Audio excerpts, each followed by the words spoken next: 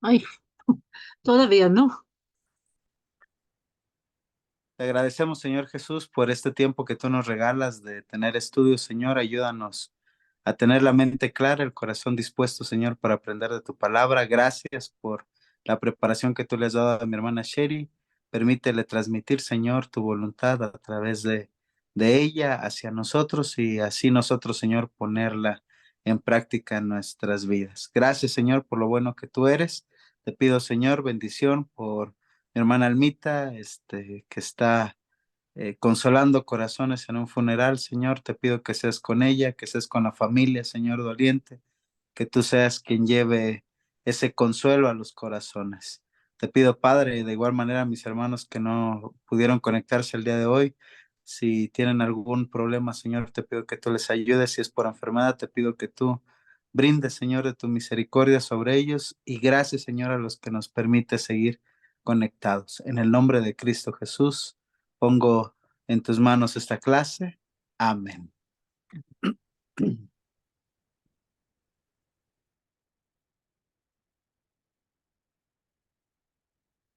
Muy bien. Pues voy a compartir la pantalla como suelo hacer y subir una diapositiva, dos diapositivas más, tres o cuatro, déjame ver bien. Sí, aquí estamos para empezar con lo de hoy. La semana pasada, este, pues estamos viendo la Tierra, ¿verdad? Y cómo está, porque eso nos ayuda a ubicarnos un poco cuando estamos leyendo. Y como nos comentó nuestro hermano Kalin, por ejemplo, el subir a Jerusalén es porque literalmente para llegar a Jerusalén, que era un punto alto, tenían que subir. Entonces no es que iban al norte, sino que iban para arriba. Y también vimos las religiones que había en el mundo de aquel entonces y algunas de las ideas de las filosofías que habían. Donde nos quedamos eh, es para empezar a ver los grupos que había entre el propio pueblo judío, porque eh, había varios grupos dentro de la sociedad. Eh, había la gente, pues, que sembraba y pescaba y todo, pero estamos hablando de los grupos que tenían un poco más de poder en lo político en cuanto a Roma y en cuestiones de religión. Y uno de esos grupos que es muy conocido para nosotros son los fariseos. Era el grupo más grande y tenían mucho poder dentro de la religión. Su nombre viene de una palabra en hebreo, y se pronuncia algo como parash, y es para separar, significa separar. Entonces ellos, pues viendo cómo estaba la gente llevando el seguir a Dios en sus días que empezó ese ramo de judíos, no estaban conformes, querían separarse y buscar una forma más puro de alabar a Dios. Empezaron en los tiempos entre los testamentos, entre el tiempo en que acaba el Antiguo Testamento y el que empieza el Nuevo, y era en el tiempo en que estaban en poder los macabeos. Apoyaron a los macabeos contra Antíoco Epífanes, pero después vieron que, ay no, esa familia como que tiene mucha ambición, quieren formar su dinastía y todo, entonces se apartaron un poco de ellos. Fueron muy apagados a la ley, a veces, pues sí es posible tal cosa, demasiado. Eh, podemos, bueno, ahorita explico un poco, pero podemos decir que entre los grupos que llegó a haber, sí estaban teológicamente los más acertados, los más correctos. Pero lo que pasa con ellos es que tan era su afán de no romper con la ley de Dios, que ponían una cerca alrededor de la ley, digo, de la ley. Es decir, que si es un ejemplo, ¿no? No es algo que ellos decían, ¿no? Pero si la ley decía no matarás, ellos dirían algo como pues no pegarás fuerte a tu hermano o algo así. Lo hacían más, más allá para no llegar al punto de romper la ley. Y donde se empezaron a exagerar mucho en eso, y por eso vamos a ver cuando vemos la vida de Cristo, que es el punto en que Cristo los confronta, es en las leyes para el sábado. Más adelante veremos algunos de sus exageraciones, pero Dios decía, ese día vas a descansar y para no llegar a no descansar, a trabajar en ese día, ponían un montón de reglas definiendo qué era trabajar, cosas que la ley de Dios no decía, ¿verdad? Pero aún con todas sus fallas, teológicamente eran los más acertados, porque ellos aceptaban que todo lo que nosotros ya tenemos como el Antiguo Testamento era palabra de Dios y reconocían que el hombre no es pura carne, sino que tiene su parte espiritual. Creían en la resurrección y en los ángeles. Eh, Nosotros cuando pensamos en los fariseos pensamos siempre en los que estaban dando lata a Jesús, ¿verdad? Y en su gran mayoría los fariseos rechazaban a Jesús, pero hay excepciones. Uno por lo menos sabemos por nombre, Nicodemo,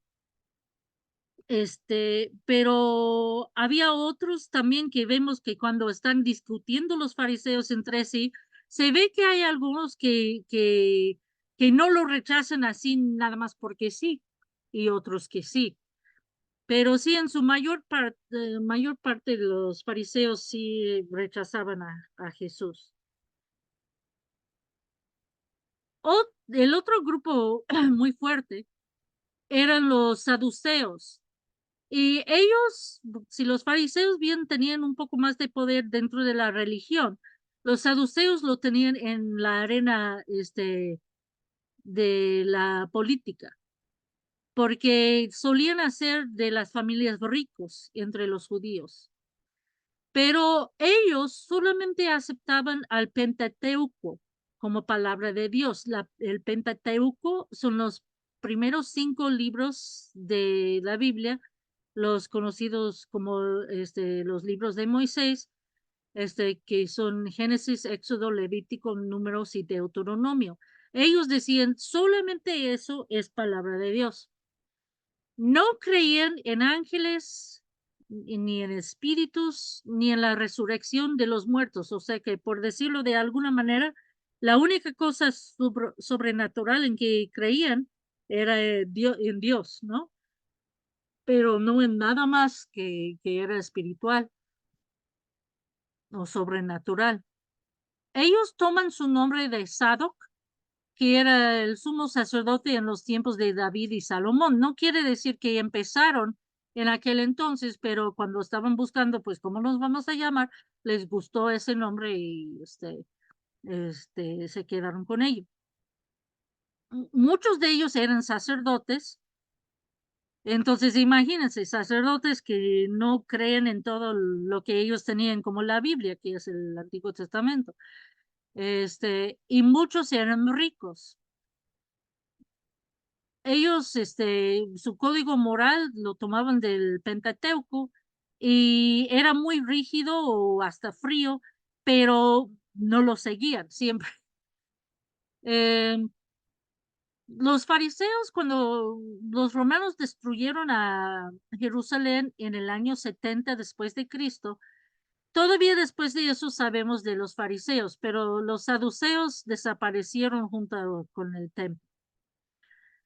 Y tendré que leer un poco más para saber exactamente cuáles eran las cuestiones, pero lo triste es que cuando los romanos destruyeron al templo en 70 después de Cristo, el año 70 después de Cristo, había judíos refugiados dentro del templo, pero algunos de ellos peleando contra sí mismos, o sea que un grupo de judíos contra otro grupo de judíos, en lugar de estar unidos, contra los romanos, y esto es muy triste. También un grupo que vemos, mencionado en el Nuevo Testamento son los escribas o doctores de la ley. Ellos en su mayoría eran fariseos, eran estudiosos profesionales y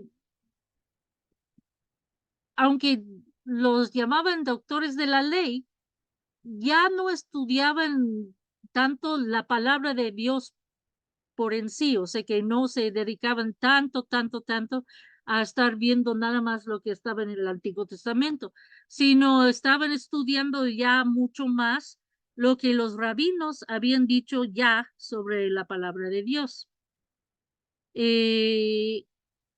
Yo, una vez busqué en internet y debería volverlo a buscar y sacar una imagen, pero había un libro, no me acuerdo si era una copia de alguno de los Talmud, pero tenía en medio de la página una columna pequeña que traía la escritura y después en las márgenes de eso los comentarios de un rabí y en otro, en la margen de eso, comentarios de otros rabís sobre ese rabí y así como tres, 4 juegos de márgenes y la palabra de Dios nada más chiquito en el centro. Entonces sí estaban pues poniendo un poco más de atención en las enseñanzas de los hombres ya que en la propia enseñanza de Dios. Otros grupos que vemos, mencionados en el Nuevo Testamento, uno de ellos son los celotes, no, los elotes que venden en la calle, pero los celotes. Y tampoco los celos muy grandes que les dan a los novios a veces, sino ellos se llamaban celotes porque tenían mucho celo, nacionalística. Entonces, no eran tanto un grupo religioso, pero eran fanáticos, nacionalistas, y lo que más deseaban en todo el mundo era papear a los romanos de ahí, de judío hasta Roma otra vez. Y por medio de la violencia, no les importaba, este, querían, rebelarse. Un grupo que se menciona en la Biblia que algunos estudiosos todavía como que se rascan la cabeza y dicen, pues, ¿quién exactamente eran estos? Son los herodianos, porque no sabemos mucho sobre ellos, pero el nombre nos dice algo, ¿verdad? Que estaban a favor de la familia de los Herodes.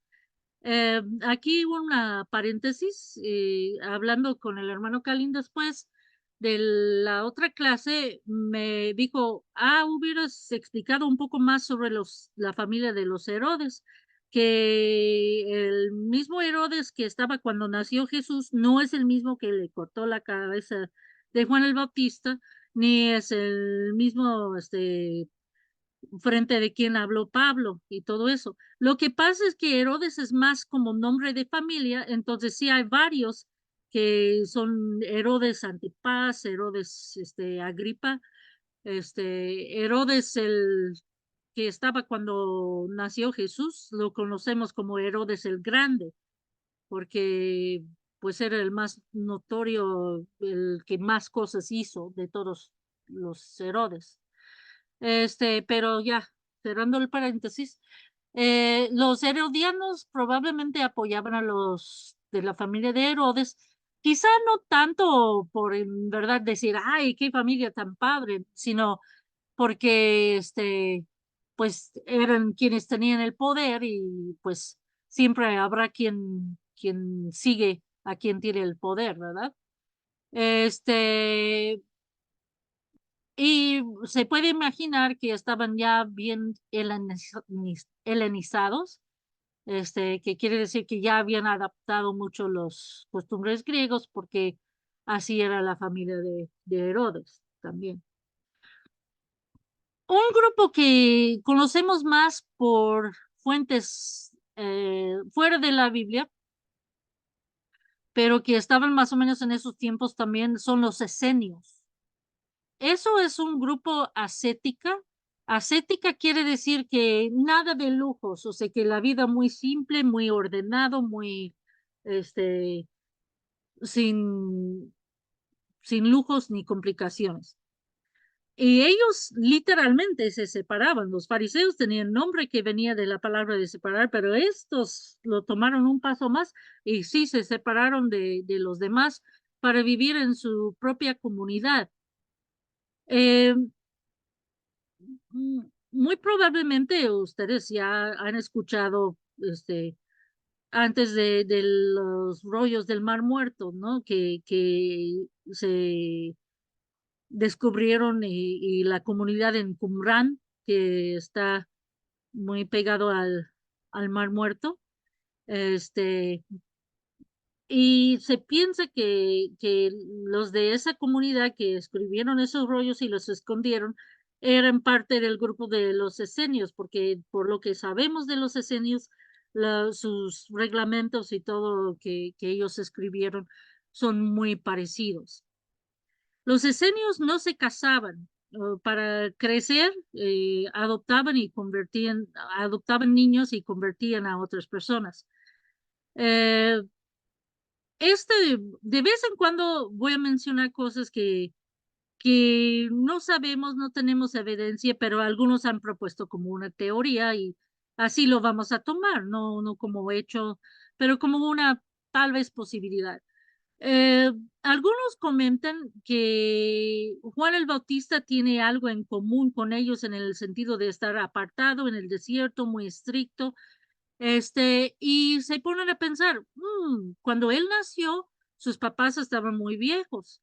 ¿Qué tal si sus papás, murieron cuando él estaba chico y en lugar de ir con algún pariente, que ese grupo lo adoptó y por eso estaba tan acostumbrado a vivir en el desierto?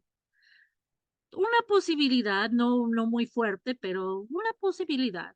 Este, pero él sí, no seguía, si es así, por lo menos, no seguía las cosas que ellos tenían, que no iban tanto con el judaísmo.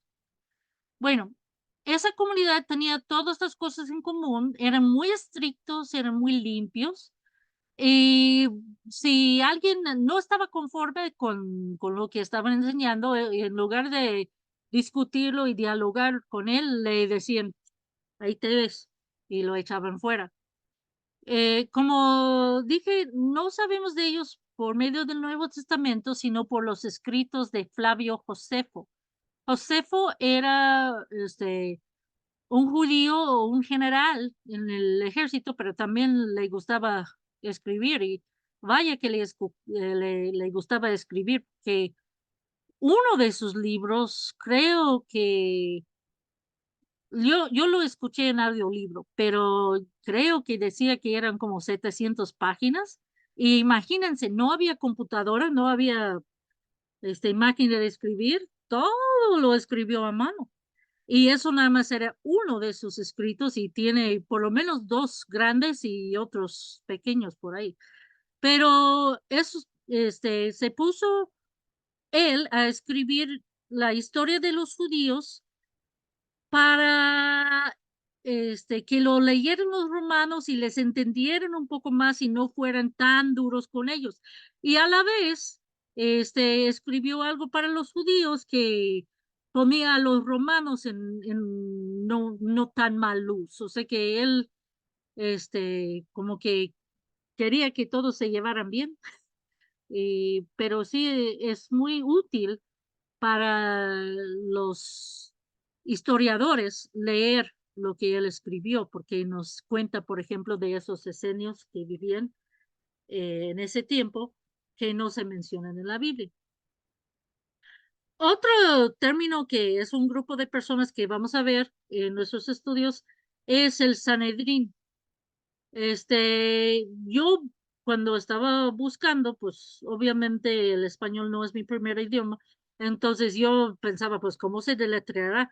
Lo busqué y en español encontré esas dos formas de deletrearlo, así que se me hace más, fácil sin la H, pero ahí están las dos. Era un grupo de 70 hombres, bueno, de 71, porque eran una mezcla de fariseos y saduceos, aunque más saduceos que fariseos, 70 hombres, y después el número 71 era el sumo sacerdote. Y este era el alto concilio de los judíos.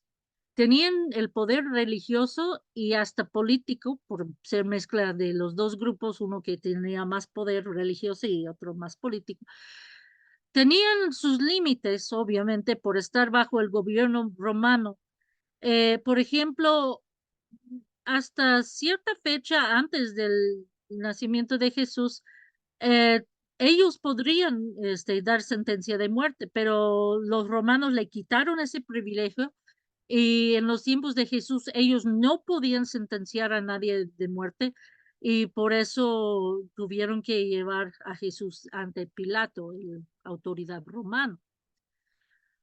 Otra cosa, un lugar donde sí podemos ver el eh, poder que tenían es que a veces ellos podían influir en las decisiones del gobierno romano, porque, bueno, ellos, obviamente siendo judíos, no querían nada de ídolos, ¿no? Y los romanos tenían sus diferentes grupos de soldados, ¿verdad? Y un grupo que tenía un ídolo, la imagen de un dios, en su bandera, se les ocurrió a los romanos, ponerlos en un cuartel ahí en Jerusalén, cerca del templo.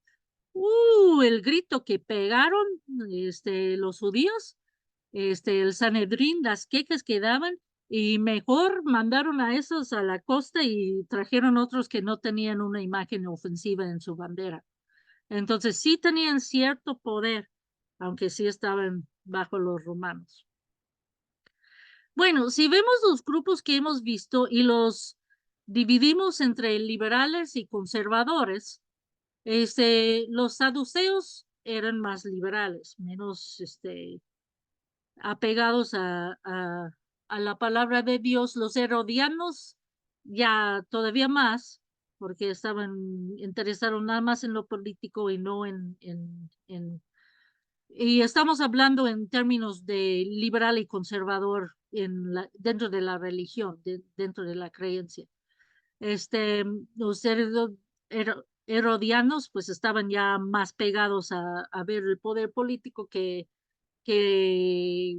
pues seguir a Dios, entonces pues todavía más liberales. En cuanto a conservadores, los fariseos eran conservador, los celotes más, ahí sí más político que religioso, porque ellos no estaban tan, bueno, según el celote, ¿no? Pero no todos eran tan apegados.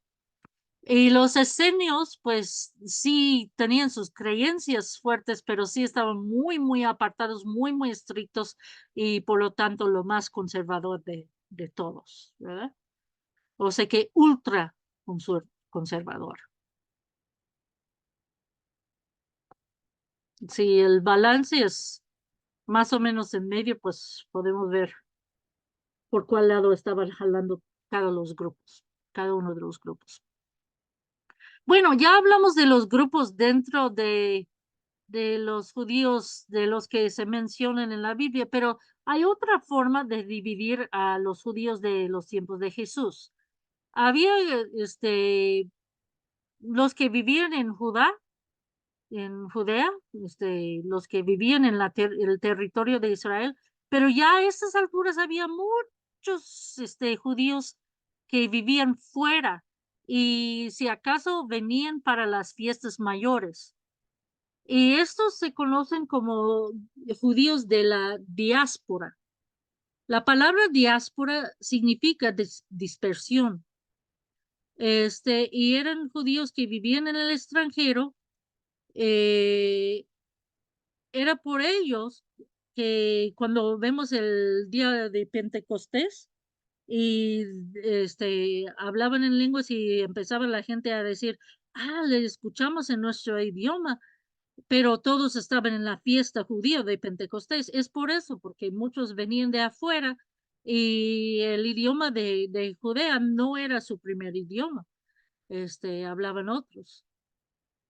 Dentro de los judíos que estaban de la diáspora, y la diáspora, o sea, que vivían en el extranjero por muchas razones. Algunos, pues simplemente después del cautiverio de Babilonia, no habían regresado a la tierra.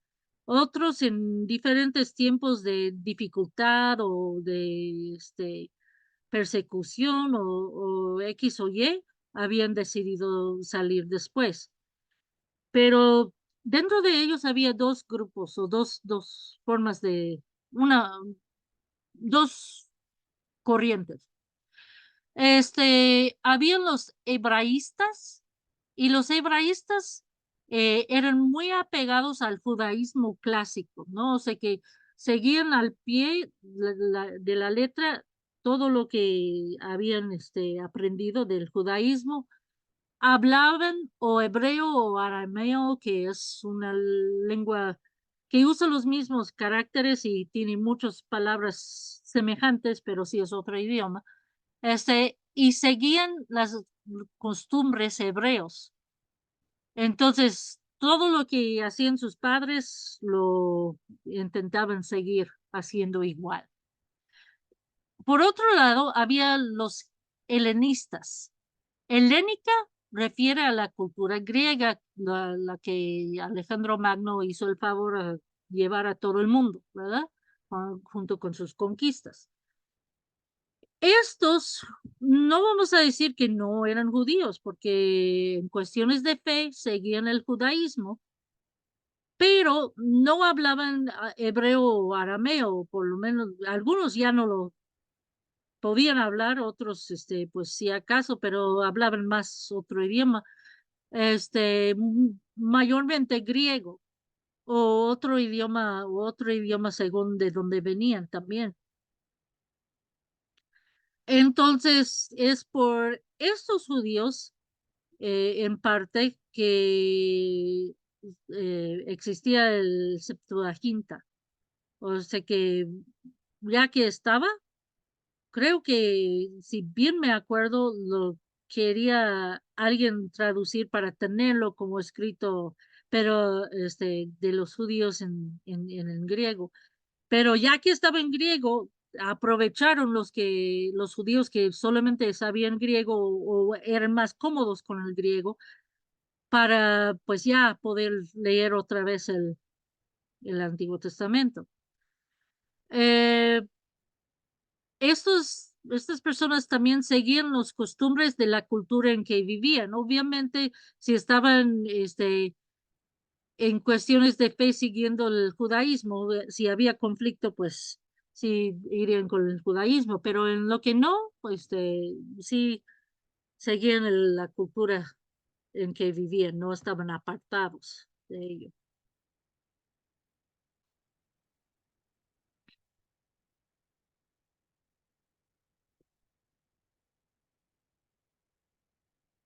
Vamos a hablar un poco de las tradiciones orales.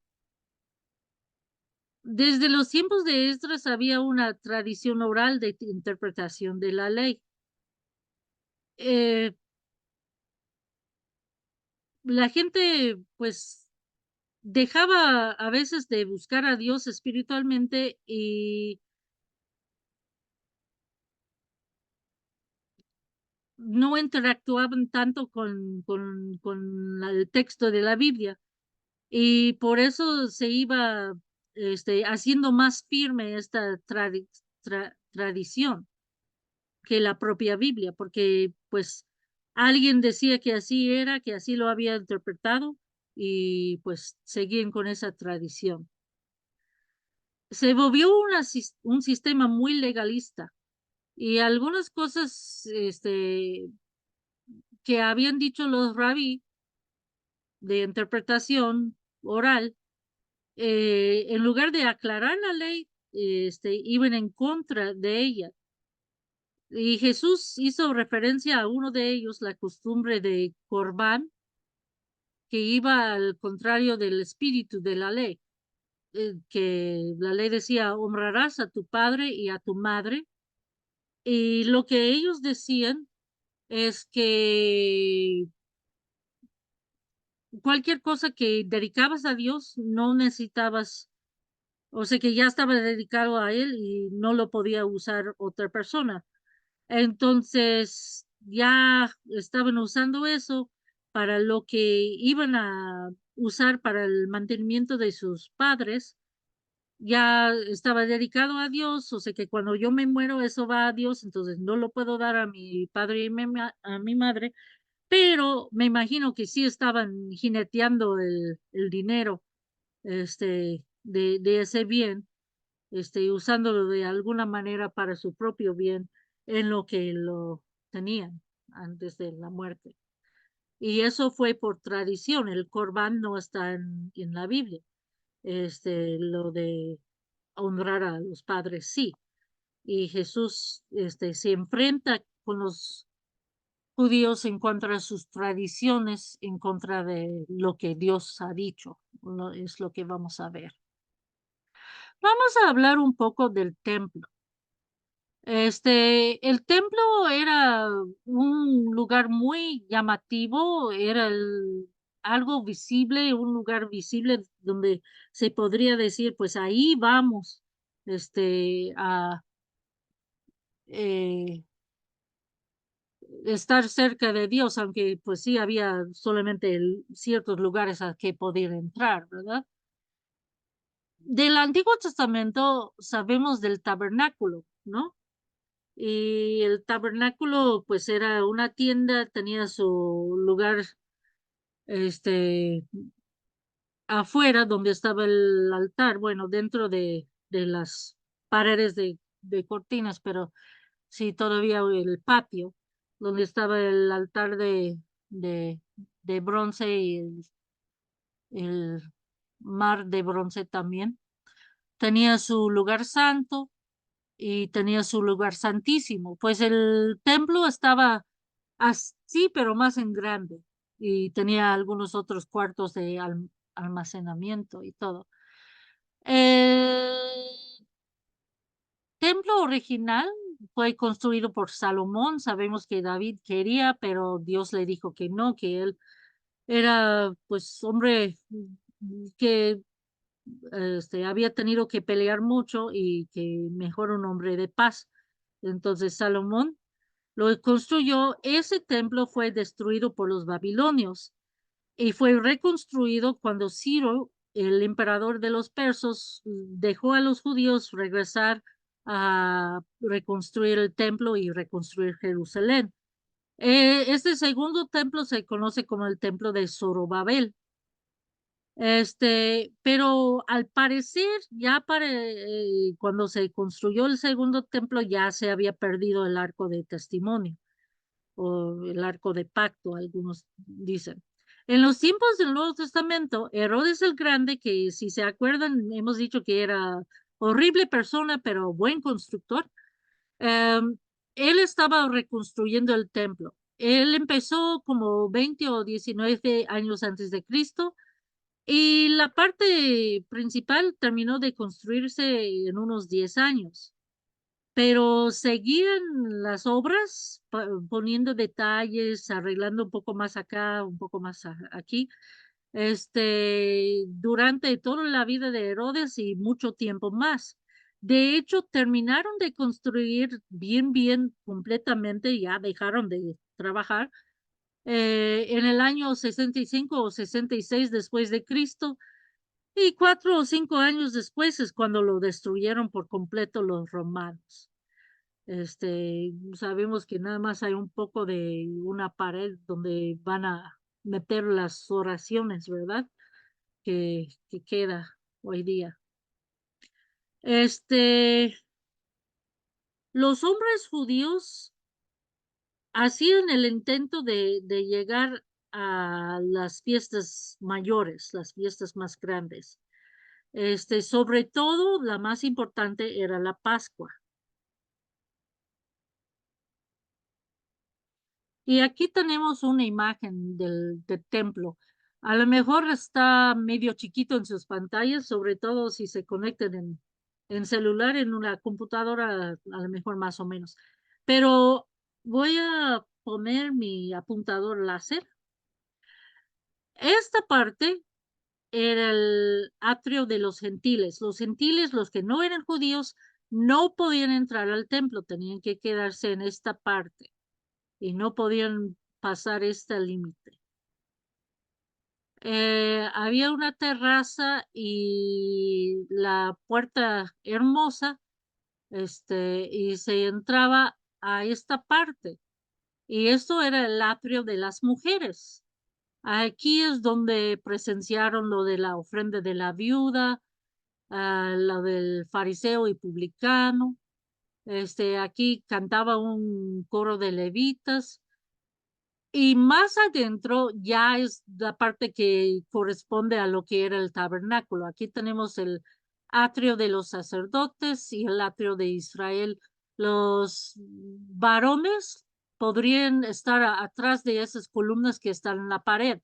No podrían estar aquí en el mero atrio, pero aquí es donde se lavaban, aquí es el altar donde hacían los sacrificios, y aquí estaba el santuario que tiene lo que vamos a ver en la siguiente diapositiva.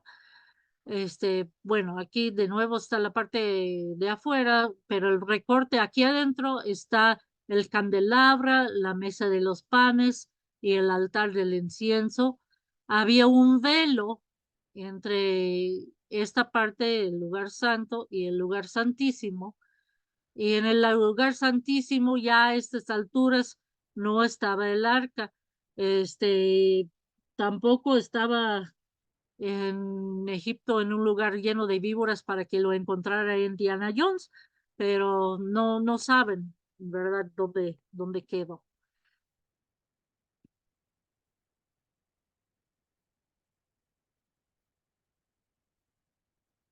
Pero había pues mucha gente, ¿no? En Israel, entonces nada más, no todos podían llegar cada semana, por decirlo así, al templo. Como decíamos, se llenaba en las fiestas, principales, pero en otros momentos, pues no todos podían ir todo el tiempo ahí. Entonces lo que solían hacer era ir a la sinagoga.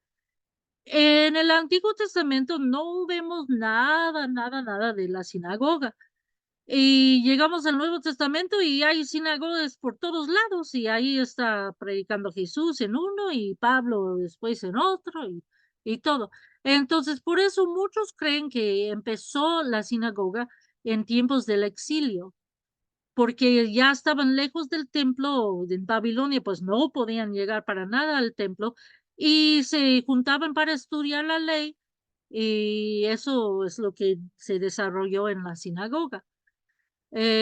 También como reconocían en un momento dado que el porqué de su exilio era por haber roto la ley de Dios, por haber no obedecido la ley de Dios, pues querían estudiar la ley y seguirla. Y eso implicaba pues tener en dónde. Este, y también eso contribuyó a lo que hacían los fariseos, que decía de poner una cerca alrededor de las leyes para no llegar a ofender a Dios, ni acercarse a romper las leyes de Dios. Bueno, ya para los tiempos de Jesús, lo que sabemos es que se podría formar una congregación en cualquier lugar que había 10 varones, o sea que, y sus familias, obvio, pero 10 varones ya era el mínimo para establecer una sinagoga.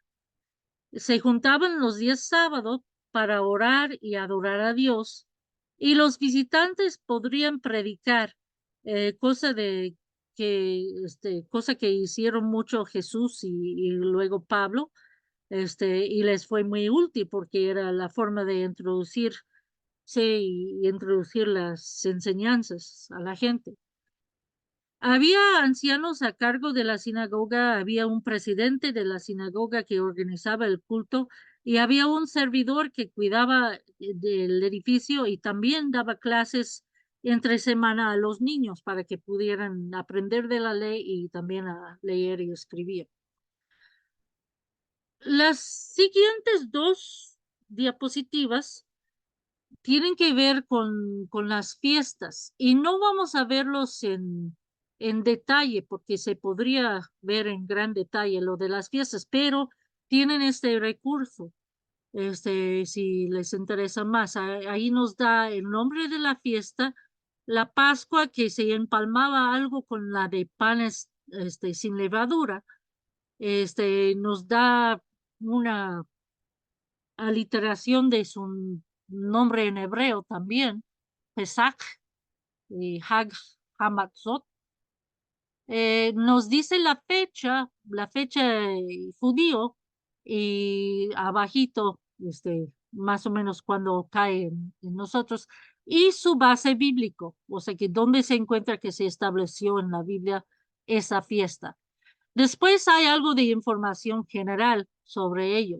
Sabemos que la Pascua era para celebrar, la salida de Egipto, cuando el ángel de la muerte pasó por encima de las casas de los que estaban con la sangre en el marco de la puerta. Y era el festival principal, uno de los mayores. Después había la de primicias, y después, que tenía que ver obviamente con la cosecha y entregar a Dios parte de ello, ¿no? La fiesta de las semanas o Pentecostés, que conmemoraba el momento en que Moisés recibió las tablas de la ley. Este, la fiesta de las trompetas o el año nuevo para ellos, eh, pues así se explica. El calendario civil de ellos empezaba en esa fecha. Yom Kippur, el Día del Perdón, era una fiesta solemne, cuando el sumo sacerdote hacía expiación por los pecados, hacía un sacrificio especial que se describe en Levítico.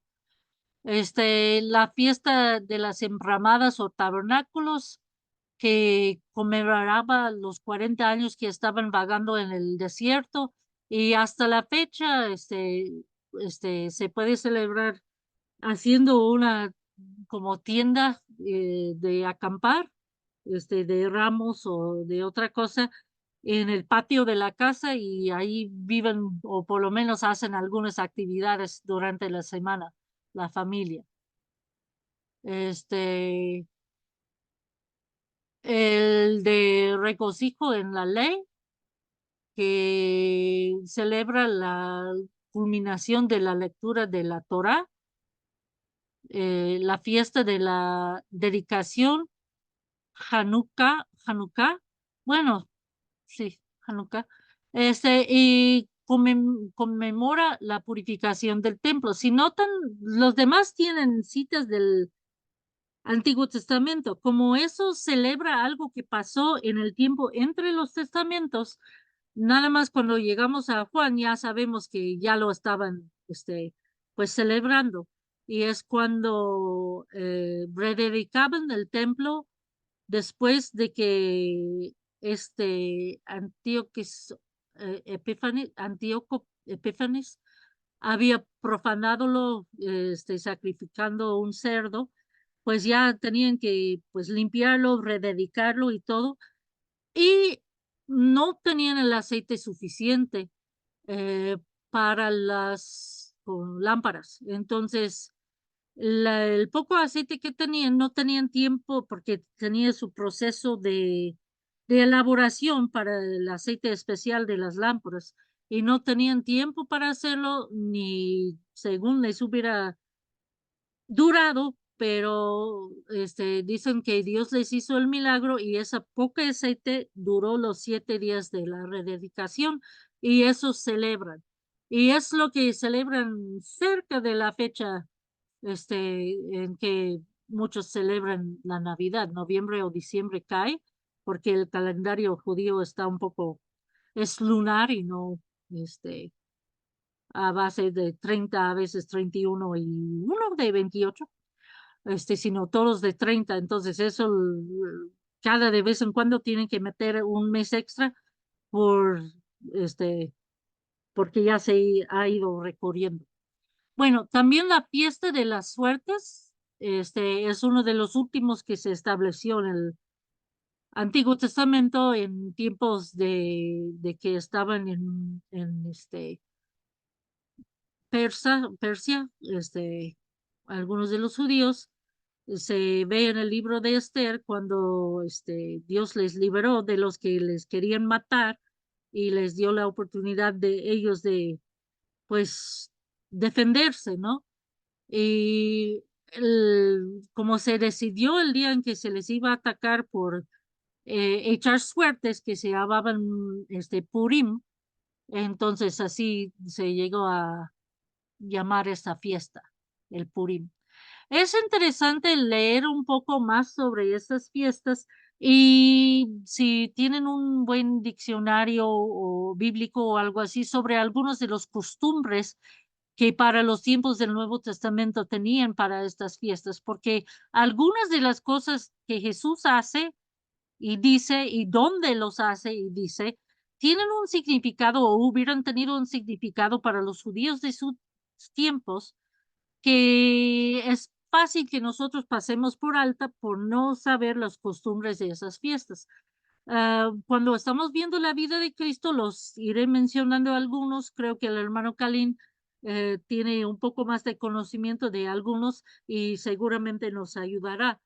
Pero por eso es importante estudiar un poco las fiestas y reconocer que pues Jesús sí fue a varias de las fiestas mencionadas ahí en Jerusalén, y es ahí en Jerusalén donde se enfrentaba mucho con sus enemigos, los que estaban en contra de él. Ahora vamos a hablar un poco de las relaciones entre los judíos y los gentiles en los tiempos de Jesús. Los judíos no tenían un alto concepto de los gentiles, eran incircuncisos, o sea que no tenían parte del pacto con Dios y ni contaban con sus promesas. Y algunos de los judíos hasta los llamaban perros, que vendrá al caso en una de las cosas que veremos más adelante. No les era permitido comer en la casa de un gentil, sin embargo, sí era posible que un gentil se volviera judío si se sujetara a la, bueno, si era varón, a la circuncisión.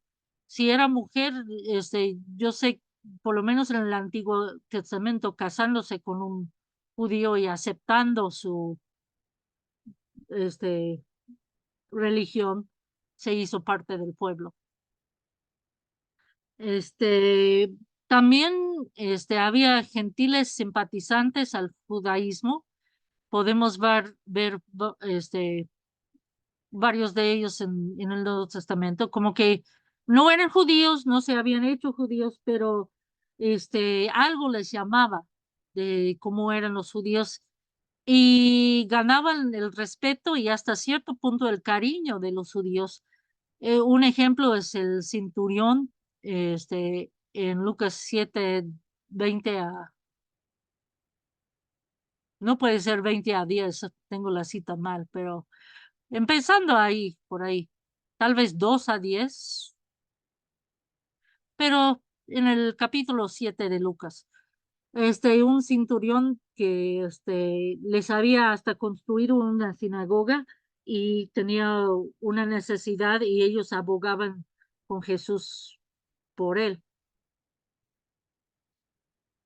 Otro pueblo con quien tenía rencor los judíos era con los samaritanos. Por lo menos con los gentiles tenían tratos y negocios y cosas, o sea que no les querían, pero sí convivían con ellos de cierta manera. Pero quien no aguantaba ver era los samaritanos. Este, Consideraban a los samaritanos cismáticos, o sea que causaban divisiones y que estaban en contra de la verdadera adoración a Dios. Todo empezó cuando el reino del norte, con su capital de Samaria, fue conquistado por los asirios en 722 antes de Cristo. Bueno, digo, todo empezó ahí, pero en verdad empezó desde que los dos pueblos se separaron, Judá y Israel, porque para que no regresaran a adorar en Jerusalén, el rey de Israel de aquel entonces hizo altares en diferentes lados ahí en su territorio. Pero con el tiempo, pues se portó muy mal el pueblo de Israel, Judá otro tanto, pero este, más Israel. Entonces fueron los primeros que fueron llevados al cautiverio fueron conquistados por los asirios. Y la política de los asirios era, pues no queremos que rebelen los pueblos que conquistamos contra nosotros. Entonces vamos a jalar gente de un lado y llevarlos a otro y llevar a otros de otro lado a donde quitamos los primeros para que no haya un grupo unificado.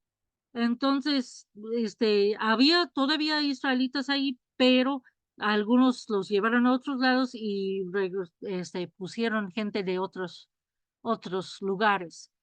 Y esa gente que llegó ahí de otros lugares se adoptó algo al culto de Jehová, pero no se desprendieron de todas sus creencias, sino que llegaron a algo que llamamos sincretismo cuando toman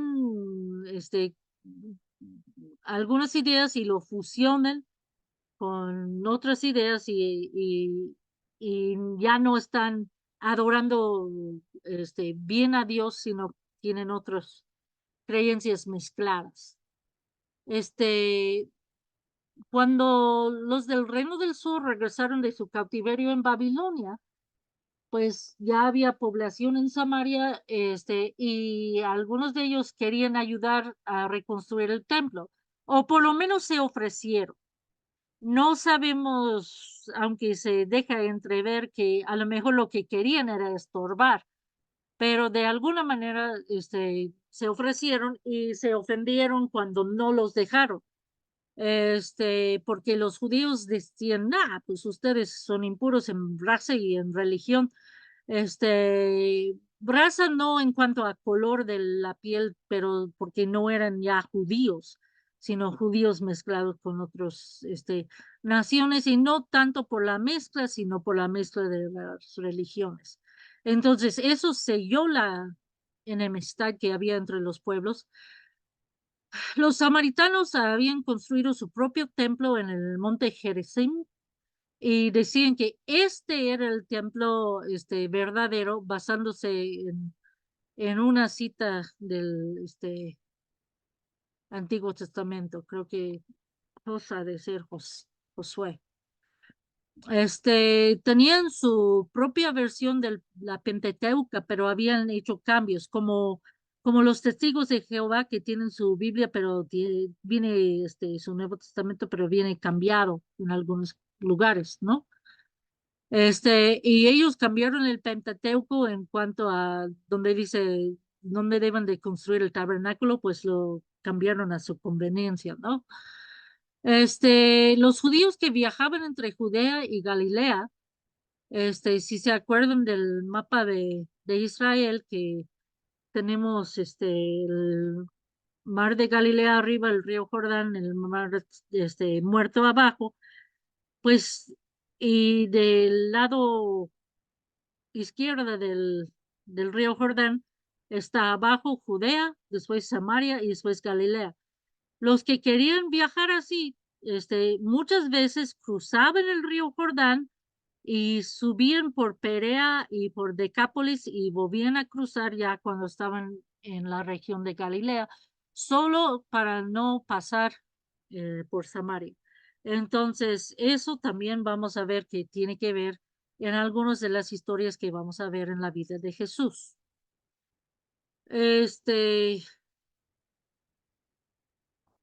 Galilea, uno puede decir, pues eso era también parte del pueblo de Israel, también se fue afectado por los asirios y ¿por qué no tienen pelea con Galilea?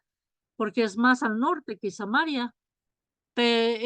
Por un tiempo fue invadido por Juan Hircano, príncipe de la dinastía de los Asmoneos, o sea, los Macabeos, y él forzó a los habitantes a ser judíos. Entonces sí había muchos más judíos en Galilea o sea, que en Samaria no había ninguno. Entonces por eso sí hubo conversación entre Judea y Galilea, aunque muchos de los fariseos y saduceos finos de Judea veían con algo de desprecio a los de Galilea, decían que ellos no seguían tan fielmente la ley. Pero no era cierto, llegaban a ser más fieles y celosos que los mismos judíos del sur y subían regularmente a la fiesta de nuevo. Subir, pues sí estaban yendo al sur, pero estaban subiendo la montaña. Y como dije, aún así los del sur los pensaban muy provinciales y de dudosa pureza racial y religiosa. Em, Vamos a terminar el día de hoy hablando tantito de la cronología del ministerio de Jesús. Eh, la, sí hay quienes dicen que no. Hay un corriente que dice que Jesús nada más tenía un ministerio de un año, pero la mayoría de los estudiados, de los estudiosos, este, ven que el ministerio de Jesús duró entre 3 años y 3 años y medio. La confusión viene porque los evangelios sinópticos, como hemos dicho, enfocan mucho en su ministerio en Galilea y casi no mencionan su ministerio en Judea. Entonces, nos falta para sacar una cronología completa, pero en Mateo y Marcos, por ejemplo, solo hay una cita que nos hace saber que hay cosas que pasaron antes de su primer misión en Galilea.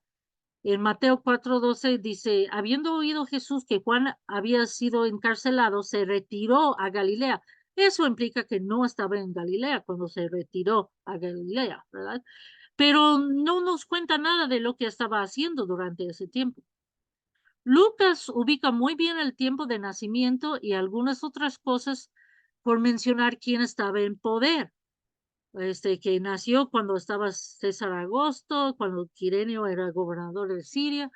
No nos menciona mucho del ministerio en Judea, pero habla de un ministerio extenso en Perea antes de que llegue a Jerusalén por la última vez. Es en Juan donde vemos que asiste a varias fiestas, a varias Pascuas, y por eso sabemos que no era nada más un año.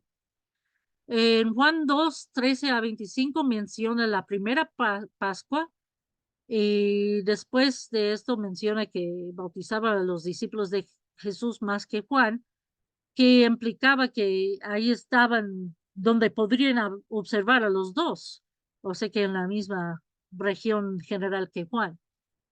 Cuando van rumbo a Galilea, pasando por Samaria, faltan 4 meses para la cosecha O sea, eso será como para el año, enero del 28.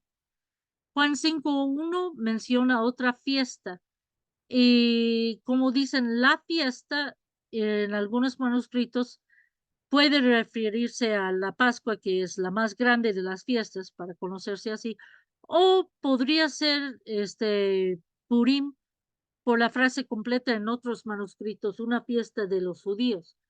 Pero como los 2 caen en primavera, espérame, ¿dónde estaba? Como los 2 caen en primavera, sería primavera del 28. Y, si no es la Pascua, brinca Juan, el mencionar la Pascua del año 28. Juan 6:4 menciona otra Pascua que venía enseguida de la alimentación de los 5,000, que sería la Pascua del 29, y finalmente muere en la época de Pascua en abril del año 30.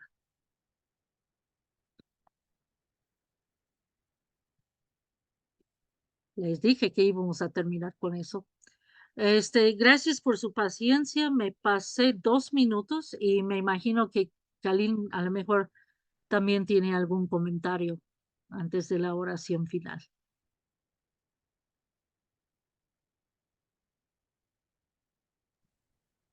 Pues es muy interesante el observar estas pequeñas cosas alrededor de los relatos y solamente añadir algunos pequeños elementos que quizás ya conocen mis hermanos, como por ejemplo la celebración de la Pascua es instituida por Dios en el mes de Nisan, pero es puesta como el inicio del año. Entonces es la celebración con que se empieza el calendario para los judíos, porque es El el principio de, calendario religioso, porque ajá, el calendario ajá, religioso sí, en esa situación, ¿no? Las fiestas comienzan con esta, que es la Pascua. Sí, porque hay dos tipos de calendarios, el lunar, ujú. el religioso, y hay que añadirle también el calendario romano para complicar un poquito las cosas, ¿verdad? En cuanto al entendimiento. Esta parte también muchos, con respecto al Hanukkah, cuando Jesús expresa, yo soy la luz, y el que a mí viene no anda en la oscuridad y todas estas situaciones, muchos aluden a que está hablando del candelabro, de las lámparas que se ponían, al, alrededor del templo, de los altares. Pero lo cierto es que después de la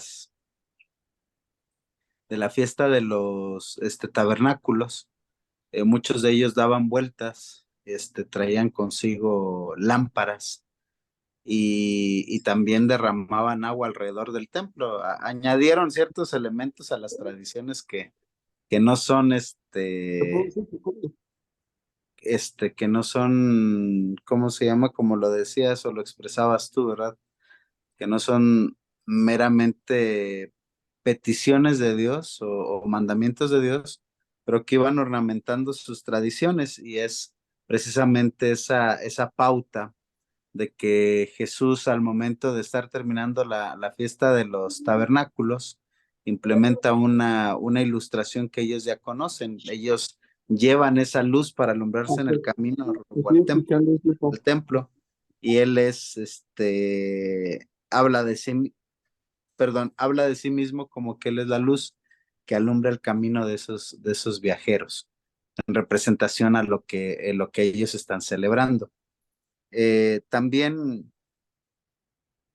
en cuanto a los fariseos y los saduceos, pues quizás su única gran diferencia es que los saduceos solamente tomaban como inspiración de Dios la ley, los 5 primeros libros, y los fariseos tomaban los escritos de los profetas y algunos libros históricos como complemento de la palabra de Dios, y los saduceos no. Ahora bien, los fariseos eran los únicos que tenían la opción de enseñanza como para poner, como lo describe Jesús, poner carga en los demás, porque en su tiempo ellos decían qué debían hacer los hombres, pero ellos, por el simple hecho de enseñar, no pensaban que no necesitaban ellos hacerlo. Entonces Jesús incluso hasta le dijo a sus discípulos, hagan lo que ellos dicen, pero no hagan como ellos hacen. Es la gran diferencia. En cuanto a cuando mencionabas las diásporas, esto es muy importante porque había muchísimos judíos esparcidos en diversas naciones que a pesar de estar viviendo en otro lugar, no perdían su cultura, no perdían su contacto con sus raíces, tanto religiosas como de tribu. Ellos trataban de mantener las castas. Entonces, esta parte de las castas, si bien es un pedimento de Dios, ellos nuevamente vemos el judío promedio trata de llevar todo al pie de la letra, son demasiado exagerados y en su exageración pierden el rumbo, el camino. Y es algo para notar como manera de meditación para nosotros en la iglesia. Debemos tener cuidado de no exagerar. La Biblia nos recuerda, por lo menos en Apocalipsis, y no recuerdo otros libros, pero algunos mencionan que no es bueno quitar, no es bueno añadir a la palabra de Dios. Y a veces nosotros confundimos y damos por hecho ciertas cuestiones de estudio como si fueran pedimentos de Dios cuando no lo son. Entonces hay que tener mucho cuidado en nuestra exageración, o sea que en nuestro actuar exagerado perdamos también el rumbo como este sector que lo único que quería era obedecer a Dios, pero en su exageración Dios mismo llegó y convivió con ellos y no lo reconocieron, no aceptaron su palabra. Pues gracias a Dios por este mensaje, gracias Sherry por tu preparación. Hay muchas cosas que asimilar, ¿verdad? Con respecto al templo, ahora el recuerdo, como lo mencionabas, de este muro llamado de los lamentos, donde en la actualidad, aún las personas van y hacen su petición. Y otra vez, se empiezan a hacer mucho este tipo de costumbres que después se hacen ley, se instituyen como ley dentro del pueblo. Dios no mandó a orar en ese muro, pero es el recuerdo tangible de lo que era para ellos el templo y es lo que siguen manteniendo vivo en esa conexión. Pues gracias a todos por conectarse, no se les olvide poner presente. Vamos a tomar un tiempo de vacaciones, hermanos. Bueno, de descanso de esta clase, no vacaciones como tal, pero vamos a descansar si Dios permite el 28, que es el último de este año. Y si Dios nos permite, nos vemos el día 11 de enero. Entonces vamos a descansar el 28, el 4 de enero y nos vemos el 11, si Dios permite, para que también puedan pasar un tiempo con su familia, con su congregación, puedan, siempre recomiendo, tómense un tiempo para pasar con la familia, sea cristiana o no, busquen la forma de orar por ellos, de bendecirlos, de ser buen testimonio para con ellos y de esta manera influir de una manera diferente en la vida de aquellos que están a nuestro alrededor. Así como Jesús, busquen la forma de convertirse en luz y pues también espero que pasen un tiempo especial y hermoso con su familia. Aprovechen estos días de asueto independientemente de la celebración. Yo recomiendo que aprovechen este tiempo de descanso con su familia, manténganse unidos, manténganse en amor y sobre todo siendo de bendición y de testimonio para las personas que les rodean. Pues vamos a hacer una oración para despedirnos y si Dios permite, el día 11 reactivamos las clases. Voy a subir ahí mañana, si Dios permite, un recordatorio para que todos estemos en la misma sintonía. Y si hay alguien que sepan que quiera aprender, no olviden, pueden compartir el link con esa persona o mandarnos su número y lo podemos agregar al grupo de WhatsApp. Pues vamos a orar. Te agradezco, Señor Jesús, por todo lo que hemos aprendido el día de hoy. Señor, ayúdanos a entender cuál ha sido tu propósito para instruir ciertas festividades, Señor, que habrían de ser el parteaguas para nuestro crecimiento y nuestra enseñanza. Ayúdanos a entender, Señor, ese compromiso que tú hiciste con el pueblo de Israel de habitar en un lugar al que llamaron templo, tu casa, tu habitación, y como también, Señor, tú diste pormenores de tu presencia habitar en él y también de ciertas situaciones para la cual tu presencia ya no habitaría en ese lugar. Te pido, Padre, que nos permitas a nosotros tener los ojos abiertos, la mente abierta, Señor, porque también queremos gozar de tu presencia y no queremos, Señor, que tu presencia se retire de nosotros. Permítenos, Señor, ser fieles y permítenos también, Señor, tener la capacidad de poder buscar y anhelar tu presencia. Gracias, Señor, porque yo sé que hay ciertas costumbres que son ajenas y completamente distintas a nosotros.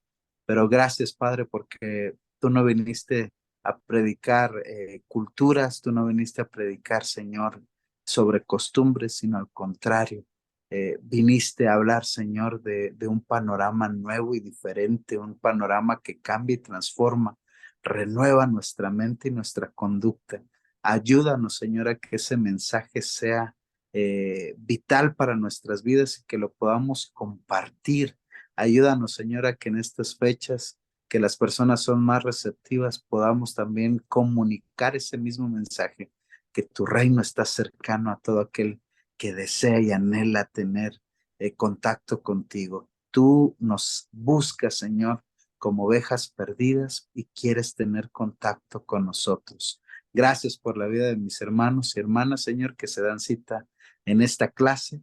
Bendícenos para poder ser de bendición a otros y gracias por todo lo que tú haces a nuestro favor. Te alabamos, te bendecimos, te pedimos que nos permitas descansar y que también, Señor, nos permitas, si es tu voluntad, amanecer un nuevo día. Gracias por la vida de mis hermanos que se dan cita el día de hoy. En Cristo Jesús. Amén. Si Dios permite, nos vemos el jueves 11 de enero.